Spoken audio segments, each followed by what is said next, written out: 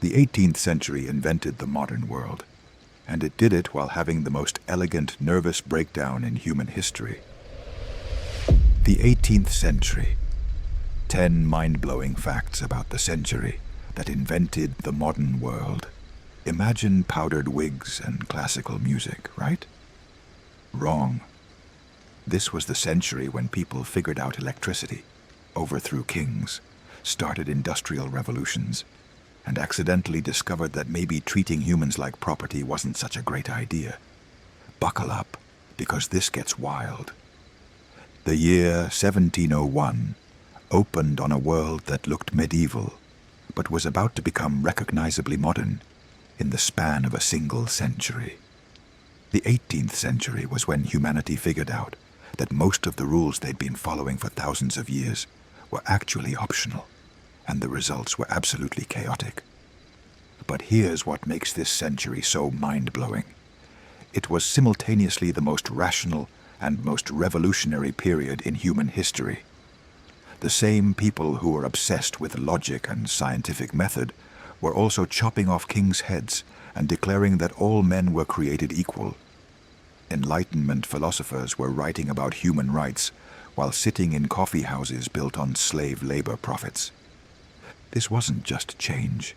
This was contradiction on a global scale.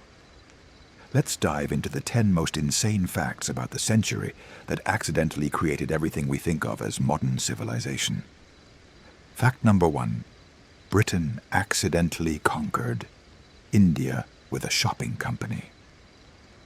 The British East India Company started as a group of London merchants who wanted to buy tea and spices without paying Ottoman middlemen. By 1800, they controlled most of India and had their own army bigger than the British military. This wasn't imperial planning. This was the most successful corporate takeover in human history. Here's how insane this gets. A private company with stockholders and quarterly reports conquered territory containing over 100 million people. The East India Company had its own currency, its own courts, its own military, and its own foreign policy. They were basically running a parallel government that happened to be incredibly profitable. The Battle of Plassey in 1757 was the moment everything changed. Robert Clive, working for a trading company, defeated the Nawab of Bengal, and suddenly the East India Company owned the richest province in India. The profits were so enormous that East India Company stock became the backbone of the London financial market. But the real mind-bender is that nobody in Britain really understood what was happening. Parliament kept getting reports about this trading company that seemed to have accidentally become the government of India. British politicians were trying to figure out how to regulate a corporation that controlled more territory than most European countries. The East India Company proved that capitalism could be more effective than traditional imperialism. Instead of expensive military conquest, they used economic leverage, local alliances, and corporate organization to build an empire that generated massive profits while requiring minimal government investment. Fact number 2. The American Revolution was actually a global war that Britain almost won. The American Revolution wasn't just 13 colonies rebelling against British rule. It was World War I, 18th century style. France, Spain, and the Dutch Republic all joined the war against Britain, turning an American colonial revolt into a global conflict that nearly destroyed the British Empire. France spent so much money supporting American independence that it bankrupted the French monarchy. French naval support was crucial to American victory, but the cost of the war created the financial crisis that would trigger the French Revolution. The Americans got their independence, but France paid the price with political collapse. The global nature of the conflict meant that British forces were fighting simultaneously in North America, the Caribbean, India, and the Mediterranean. British military resources were stretched so thin that they couldn't concentrate enough force to crush any single rebellion. American independence succeeded partly because Britain was fighting too many wars at once. What's really wild is how close Britain came to winning anyway. British forces occupied major American cities, controlled important waterways, and had significant loyalist support. If a few key battles had gone differently, the United States might never have existed as an independent nation. The war's outcome changed global power dynamics permanently. British defeat proved that European empires could be challenged successfully. French involvement demonstrated that European powers would sacrifice their own stability to weaken their rivals. The American Revolution showed that Enlightenment political theories could actually work in practice. Fact number 3. The French Revolution invented modern politics and modern terror. The French Revolution didn't just overthrow the monarchy. It invented the entire vocabulary of modern politics. Left-wing, right-wing, radical, conservative, citizen, terrorism, republic, democracy. These terms all come from the French Revolution because they were describing political concepts that had never existed before. But the French Revolution also invented modern political terror. The Committee of Public Safety executed over 16,000 people during the Reign of Terror, creating systematic state violence that was unprecedented in European history. They weren't just killing political enemies. They were trying to eliminate entire categories of people they considered threats to revolutionary purity. The speed of change was absolutely insane. In 1789, France had an absolute monarchy that claimed divine right to rule. By 1793, they had executed the king, abolished Christianity, and created a republic based on the idea that political authority came from popular sovereignty. Medieval political theory had been completely overturned in less than 5 years. Revolutionary ideology was so radical that it terrified every other European government. The French weren't just changing their own political system. They were claiming that monarchy, aristocracy, and established religion were illegitimate everywhere. Revolutionary France was exporting revolution to any country that would accept it. The political innovations were genuinely revolutionary. The Declaration of the Rights of Man and Citizen established principles that had never been implemented by any government in human history. The idea that political power should serve individual rights rather than traditional authority was completely new. Fact number 4. Captain Cook accidentally started the Pacific Age. James Cook's 3 Pacific voyages between 1768 and 1779 didn't just map the Pacific Ocean. They proved that the Pacific was about to become the center of global civilization. Cook's expeditions established that the Pacific contained resources, trade routes, and strategic positions that would reshape global power. Cook's first voyage was supposedly about observing the transit of Venus, but the real purpose was to find the great southern continent that geographers were convinced must exist. Instead, Cook mapped New Zealand, explored the Australian coast, and established that the Pacific was far more complex and valuable than anyone had imagined. The scientific achievements were extraordinary. Cook's expeditions included professional naturalists, astronomers, and artists who documented Pacific cultures, species, and geography with unprecedented precision. These weren't just exploration voyages. They were scientific expeditions that expanded human knowledge about the natural world. But Cook's voyages also initiated European colonization of the Pacific that would destroy indigenous civilizations throughout the region. Cook's maps and reports provided the information that European powers needed to establish colonies, trading posts, and military bases across the Pacific.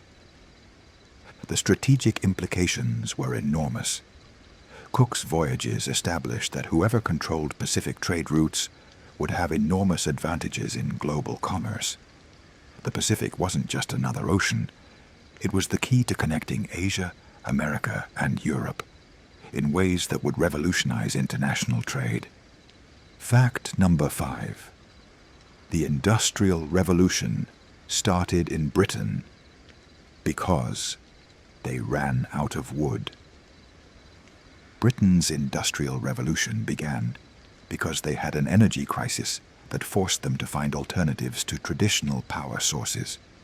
British forests had been cut down for shipbuilding, iron production, and fuel, creating shortages that made economic growth impossible using traditional methods. The solution was coal, but coal required technological innovations that accidentally created industrial manufacturing. Steam engines were invented to pump water out of coal mines, but steam power could also run textile machinery, power transportation, and mechanize production in ways that had never been possible before. The textile industry was transformed first because textile production required the most labor and generated the most profit. Spinning jennies, water frames, and power looms increased productivity so dramatically that British textile manufacturers could undersell traditional craft production throughout Europe and Asia. Industrial organization was equally revolutionary. Factory systems concentrated workers, machinery, and raw materials in ways that maximized efficiency and minimized costs. Industrial discipline replaced traditional craft rhythms, creating work patterns that were completely different from agricultural or artisanal labor. The social consequences were devastating and transformative. Industrial cities grew faster than housing, sanitation, or governance could accommodate. Working-class families experienced living and working conditions that were often worse than medieval peasant life. But industrial wages also created opportunities for social mobility that hadn't existed in traditional societies. Fact number 6. Catherine the Great turned Russia into a European power while being completely German. Catherine the Great was a German princess who married into the Russian royal family, overthrew her husband, and spent 34 years transforming Russia into a major European power. She wasn't even Russian, but she understood Russian strategic interests better than most native rulers. Catherine's territorial expansion was unprecedented. She conquered the Crimea, established Russian control over the Black Sea, and pushed Russian borders hundreds of miles south and west. By the end of her reign, Russia had become the largest country in the world and a major factor in European politics. But Catherine's real achievement was cultural transformation. She imported European Enlightenment ideas, established educational institutions, and created a legal code that was more advanced than most European law. She corresponded with Voltaire and Diderot, making Russia part of European intellectual culture for the first time. The irony is that Catherine's European education allowed her to understand Russian strategic interests more clearly than traditional Russian rulers.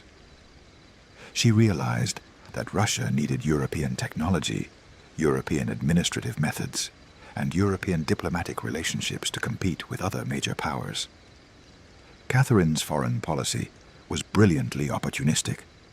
She exploited European conflicts to expand Russian territory, while avoiding expensive wars that might weaken Russian resources.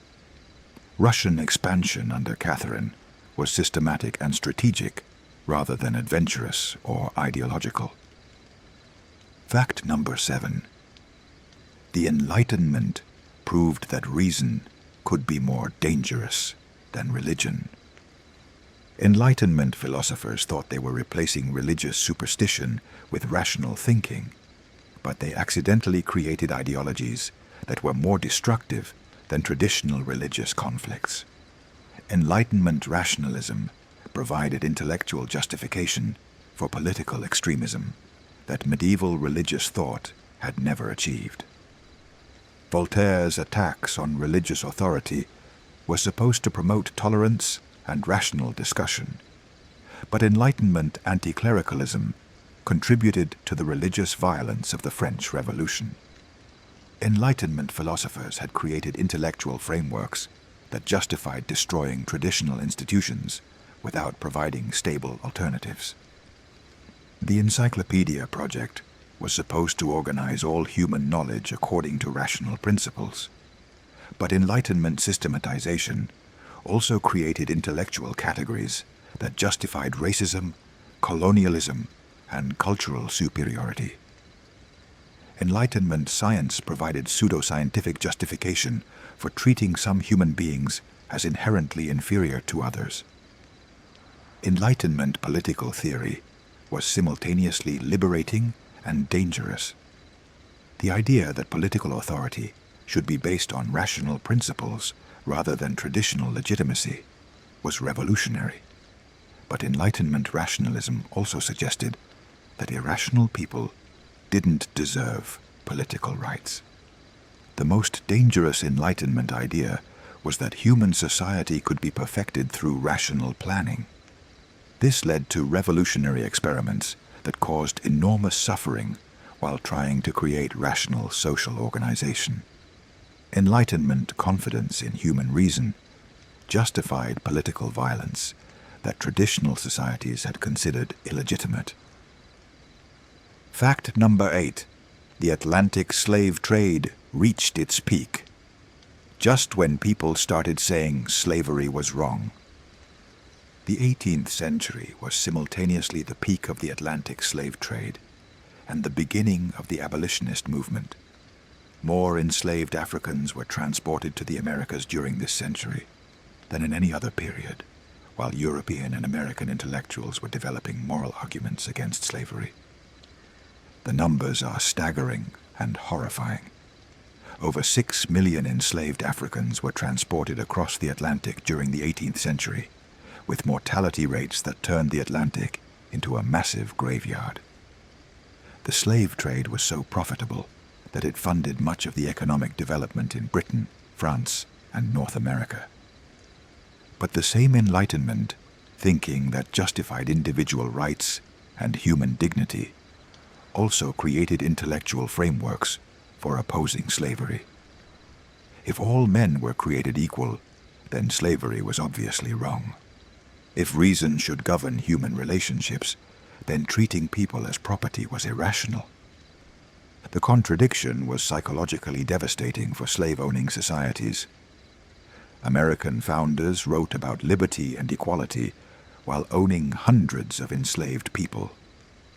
British merchants funded abolitionist organizations while investing in slave-produced goods. French philosophers condemned slavery while drinking coffee and eating sugar produced by enslaved labor. The economic importance of slave labor made abolition seem impossible, even to people who knew slavery was morally wrong. Colonial economies in the Americas were so dependent on enslaved labor that immediate abolition would have caused economic collapse. Fact number 9. China discovered that being the world's largest economy wasn't enough anymore. China entered the 18th century as the world's largest economy, most advanced technology, and most sophisticated government. By 1800, European powers were treating China as a declining power that could be exploited rather than respected. Chinese manufacturing was still the most advanced in the world. Chinese porcelain, silk, and tea were luxury goods that Europeans desperately wanted but couldn't produce themselves. Chinese agricultural techniques supported population densities that European methods couldn't match. But Chinese technological development had stagnated while European innovation was accelerating. Chinese manufacturing was still superior to European production, but European manufacturing was improving rapidly while Chinese methods remained traditional. The critical difference was military technology. European powers had developed naval capabilities and gunpowder weapons that could project force globally, while Chinese military technology was designed for land-based threats. Chinese naval power was adequate for regional purposes, but couldn't compete with European global reach. Chinese political philosophy emphasized stability and tradition, while European political development emphasized competition and innovation. Chinese administrative efficiency was impressive, but European political competition created developmental pressures that Chinese stability couldn't match. Fact number 10. The 18th century invented the idea that history was progress. Before the 18th century, most people thought history was either cyclical or declining from a golden age. The 18th century invented the idea that history was progressive improvement toward better conditions for humanity. Enlightenment philosophers argued that human reason could solve problems that had puzzled previous generations. Scientific method was revealing natural laws that could be applied to improve human society. Technological development was creating capabilities that previous generations had never imagined. The evidence seemed overwhelming. European powers were exploring and mapping the entire world. Scientific discoveries were explaining natural phenomena that had been mysterious for centuries. Political experiments were creating governments based on rational principles rather than traditional authority. But the idea of progress was also dangerous because it suggested that traditional societies were inherently inferior to modern ones. Progressive thinking justified colonialism, cultural destruction, and forced modernization as necessary steps toward human improvement. The 18th century had created the psychological framework for modern civilization. The belief that change was normally improvement, that traditional methods were probably wrong, and that human beings could consciously direct historical development toward better outcomes. But here's where the 18th century gets absolutely mind-bending. All of these revolutionary changes were happening simultaneously and reinforcing each other in ways that nobody understood or controlled. British industrial development was funded by profits from Indian conquest and slave labor. French revolutionary ideas were spreading through global conflicts, triggered by American independence. Enlightenment rationalism was justifying both human rights and colonial exploitation. The 18th century had created a global system where economic development, political revolution, and cultural transformation were all connected in ways that made local control impossible. European powers thought they were managing separate problems, but they were actually creating integrated crises that would explode in the next century.